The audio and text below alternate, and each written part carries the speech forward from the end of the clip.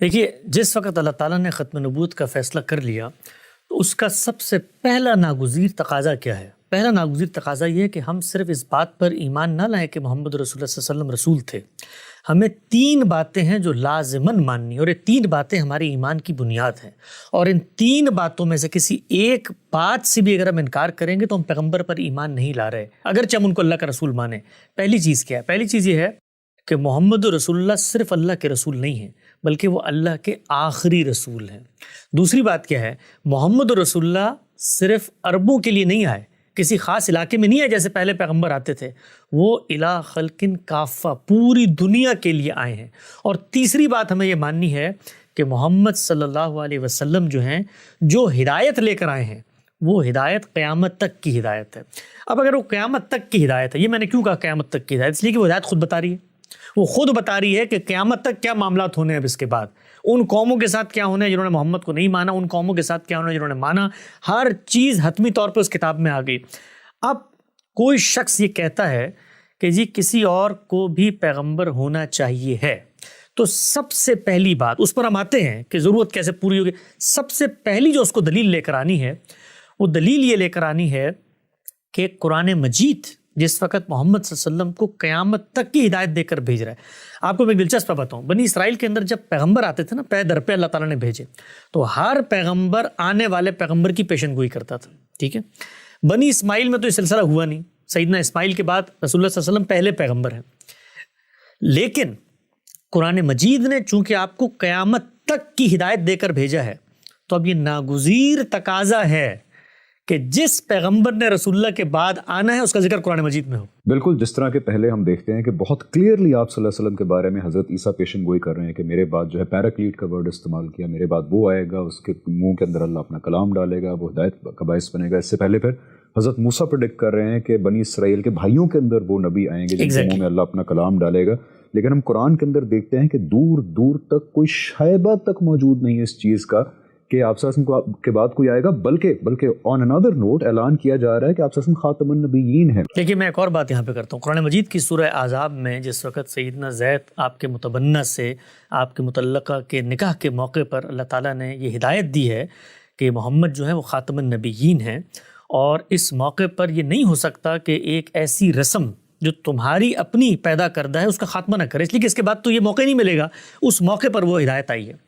میں آپ کو دین کے ایک دیانتدارانہ انداز میں طالب علم کی حیثیت سے ایک بات عرض کرتا ہوں، اگر قرآن مجید کی سورہ احزاب میں یہ آیت نہ ہوتی، بالفرض آپ 1 منٹ کے لیے مان لیں، تب بھی اگر کوئی شخص آگے بڑھ کے یہ کہتا ہے نا کہ کسی شخص کو ذلی نبی ہونا چاہیے تھا، بروزی نبی ہونا چاہیے تھا، کسی کو تابع نبی ہونا چاہیے تھا، ہدایت جاری ہونے، اس کو مثبت دلیل لا کر دینی تھی قرآن سے، کہ قرآن مجید یہ بتاتا کہ محمد صلی اللہ علیہ وسلم قیامت تک کی ہدایت ہم نے آپ کو دی ہے، اس کے بعد اگر کوئی گنجائش باقی ہے تو وہ گنجائش آپ نے قرآن میں لا کر دکھانی ہے۔ میں آیت نہ بھی ہوں میرے پاس تب بھی یہ بالکل واضح ہے کہ جب ہدایت قیامت تک کی ہے تو اللہ تعالیٰ کو پھر بتانا چاہیے نا بھائی قیامت سے پہلے بھی پیغمبر آئیں گے، یہ تو اس کی ہدایت کا تقاضا ہے۔ آپ سمجھ رہے ہیں نقطے؟ یعنی اگر قرآن مجید کے اندر یہ آیت نہ بھی ہو تب بھی قرآن کی آیت کو یہ بات بتانی ہے کہ جو ہدایت محمد ہم تمہیں دے رہے ہیں یہ وقتی ہدایت ہے۔ بلکہ ایک اور آیت بھی ذہن میں آ گئی، اللہ تعالیٰ کہہ رہے ہیں کہ آج ہم نے تمہارے دین کو مکمل کر دیا ہے، اليوم اکملت لکم دینکم واتممت علیکم نعمتی،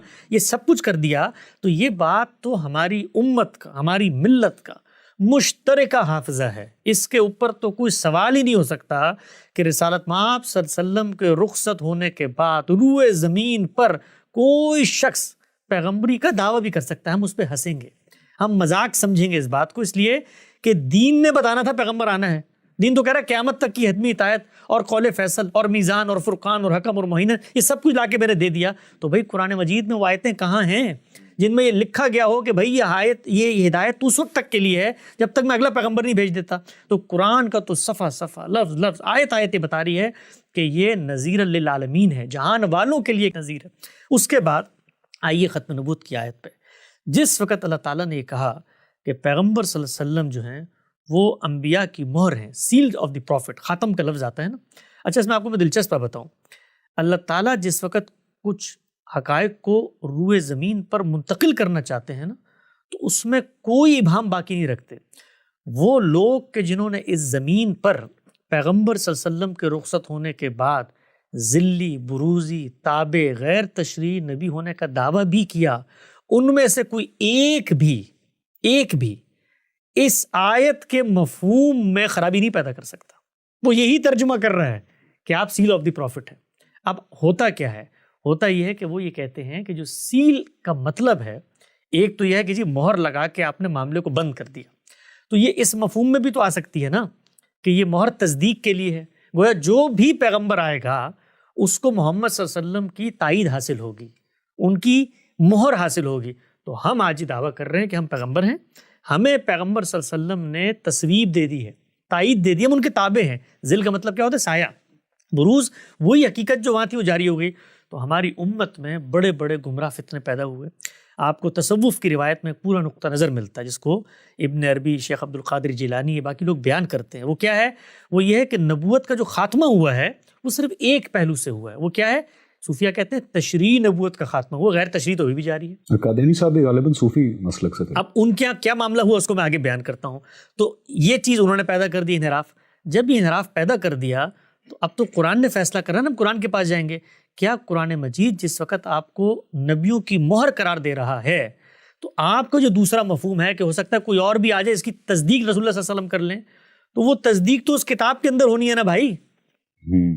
رسول اللہ کہاں سے تصدیق کریں گے؟ آج آ کر آپ مجھے بتائیں.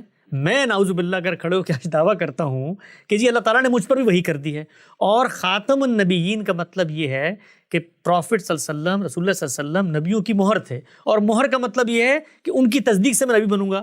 تو میں کہاں سے تصدیق لے کر آؤں گا اپنی؟ اس وقت تو پیغمبر موجود نہیں ہے. تو ایک ہی طریقہ تصدیق کا، وہ اللہ کی کتاب ہے.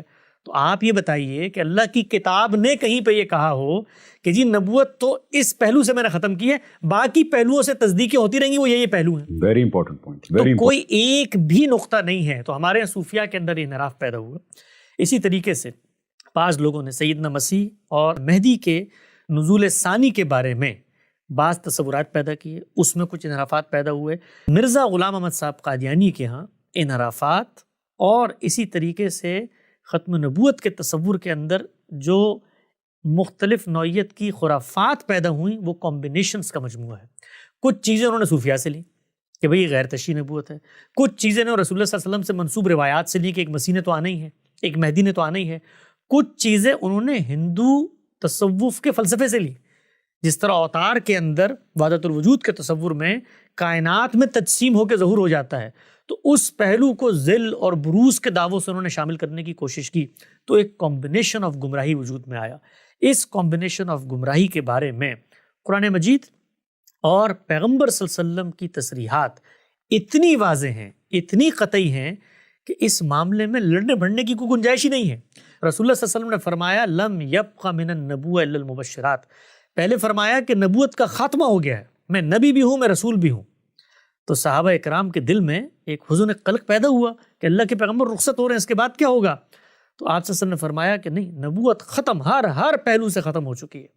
ہاں تمہارے اندر یہ قلق ہے نا کہ اللہ تعالیٰ آپ تم سے کیسے کوئی معاملہ کر سکتے ہیں، کوئی روشنی دکھا سکتے ہیں نا. یہ بڑے لوگوں کا سوال ہوتا ہے، ہر آدمی کا سوال ہوتا ہے. انہوں نے کہا یہ پہلو تو بند ہو گیا. کیوں بند ہو گیا؟ اس لیے بند ہو گیا کہ رابطے کا جو مقصد تھا وہ مقصد میں پورا کر چکا ہوں بھائی. قرآن مجید میں نے تمہیں دے دیا، اب اس کو پڑھو تو رابطہ بحال ہے.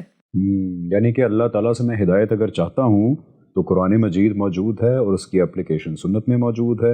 اگر اور بھی کسی کو ڈیٹیل چاہیے ہو تو آپ صلی اللہ علیہ وسلم کے متعلق جو ہسٹوریکل ریکارڈ ہے، حدیث کا ریکارڈ ہے، اس کے اندر اپلیکیشن اور ڈیٹیلز موجود ہیں. تو یہاں سے جو ہے انسان کو ہدایت پانے کی کوشش کرنی چاہیے. اب یہی تا قیامت ذرائع ہیں. اب کوئی ڈائریکٹ رابطے کی گنجائش جو ہے، رابطہ اگر آپ نے کسی مقصد سے کرنا ہے تو رابطہ تو کرنا ہے ہدایت لینے کے لیے. تو ہدایت تو میں تمہیں دے کر جا رہا ہوں. اب یہ خواہش کہ اللہ تعالیٰ تمہیں زندگی میں کبھی کوئی اشارہ دے دے، کبھی کوئی غیر محسوس رہنمائی کر دے، تو یہ سلسلہ اللہ حی و قیوم ہستی ہے، وہ کائنات کو چلا رہا ہے، وہ تدابیر امور کر رہا ہے، وہ کرتا رہے گا یہ کام. اور تمہیں خواب کا جو میڈیم ہے اس کے ذریعے اگر اللہ تعالیٰ کو بشارت دینا چاہتے ہیں، کوئی تمہیں چیز سجھانا چاہتے ہیں، تو اللہ تعالیٰ کے امکانات تو دسیوں طریقے سے کائنات میں ہوتے ہیں. آپ دیکھیے میرے سامنے اللہ ایک حادثہ کر دیتا ہے، میں اس سے پیغام لے لیتا ہوں، اللہ ہی کر رہا ہوتا ہے، وہ کوئی اور تو نہیں کر رہا ہوتا. اللہ تعالیٰ مجھے بے شمار نعمتیں دے دیتا ہے. تو یہ سب سائنز ہیں، وہ تو سائن قیامت تک برقرار رہیں گے۔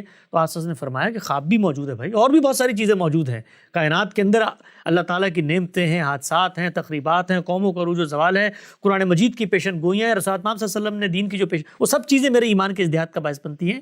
تو اس میں پریشان نہ ہو، جو اصل چیز ہے اس کا خاتمہ ہو چکا ہے، اور خاتمے کا مطلب یہ نہیں ہے کہ میں صرف رسول اللہ کے کو مانوں کہ آپ خاتم النبیین تھے، میں یہ مانوں کہ آپ کے بعد کوئی رسول کسی بھی حیثیت میں نہیں آ سکتا۔ دیکھیے اللہ تعالیٰ نے مسیحیوں کے بارے میں کیا کہا ہے قرآن مجید میں؟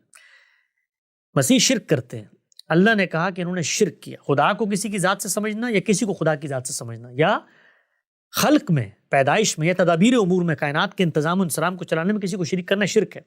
وہ دعویٰ کر رہے ہیں کہ نہیں ہم شرک نہیں کر رہے، خدا نے کہا یہ شرک ہے۔ کیوں؟ کیونکہ اللہ کو ماننے کا یہ تقاضا تھا کہ اس کے کسی ساجھی، اس کے کسی سبارڈینیٹ کا انکار کیا جائے۔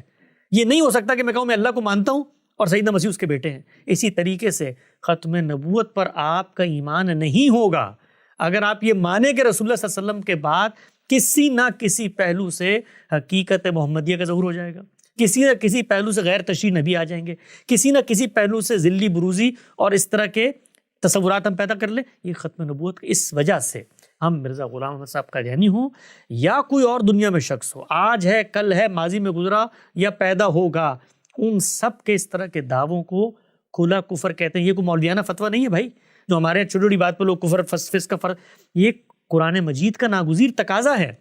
ہم مسلمان نہیں ہو سکتے حقیقت میں۔ دیکھیے قرآن مجید نے ان کو کیا کہا، یہ کہتے ہیں ہم اللہ پر ایمان لائے، وما ہم بمؤمنین، نہیں لائے اللہ پر ایمان، گویا حقیقت میں ایمان نہیں لائے۔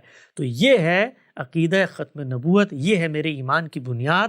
جو شخص اس میں سوئی کے برابر انحراف کرتا ہے وہ حقیقت میں عقیدہ ختم نبوت کو نہیں مان رہا۔